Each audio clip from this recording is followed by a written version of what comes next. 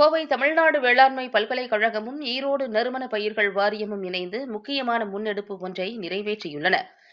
பிப்ரவரி 18ஆம் தேதி முதல் 20ஆம் தேதி வரை 3 நாட்கள் நடைபெற்ற இப்பயிற்சி நறுமண பயிர் சாகுபடி மற்றும் மதிப்பு கூட்டல் தொழில்நுட்பங்களின் விவசாயிகளின் திறனை மேம்படுத்தும் நோக்கத்துடன் நடத்தப்பட்டது. விரிவாக்க கல்வி இயக்கத்தின் பயிற்சி பிரிவின் தலைவர் முனைவர் ஆனந்தராஜா தலைமையில் நடைபெற்ற இப்பயிற்சியில் தமிழ்நாட்டின் நறுமண பயிர் உற்பத்தி மற்றும் சந்தை வாய்ப்புகள் குறித்த விரிவான கண்ணோட்டம் வழங்கப்பட்டது. தோட்டக்கலை கல்லூரி முதன்மையர் முனைவர் ஐரீன் வேதமணி பல்கலைக்கழகத்தின் விரிவான சந்தைப்படுத்துதல் வலையமைப்பை விளக்கி 112 விவசாய உற்பத்தியாளர் அமைப்புகளின் ஒருங்கிணைப்பு பற்றி எடுத்துரைத்தார்.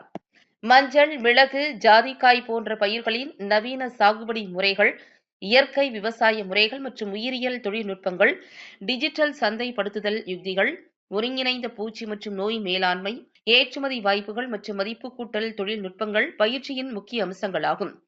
கொல்லிமலையைச் சேர்ந்த 30 விவசாயிகள் இப்பயிற்சியில் பங்கேற்றனர். ஈரோடு நறுமண பயிர்கள் வாரியத்தின் உதவி இயக்குநர் கனக திலீபன் வாரியத்தின் திட்டங்கள் குறித்த விரிவான தகவல்களை பகிர்ந்தார். நிறைவு விழாவில் விரிவாக்க கல்வி இயக்குநர் முனைவர் முருகன் சான்றிதழ்களை வழங்கி நறுமண பயிர் சாகுபடி தொழில்நுட்ப புத்தகத்தை வெளியிட்டார். இப்பயிற்சி டாக்டர் சிந்தியா பெர்னாண்டஸ் மற்றும் டாக்டர் திலகம் ஆகியோரின் ஒருங்கிணைப்பில் வெற்றிகரமாக நடைபெற்றது.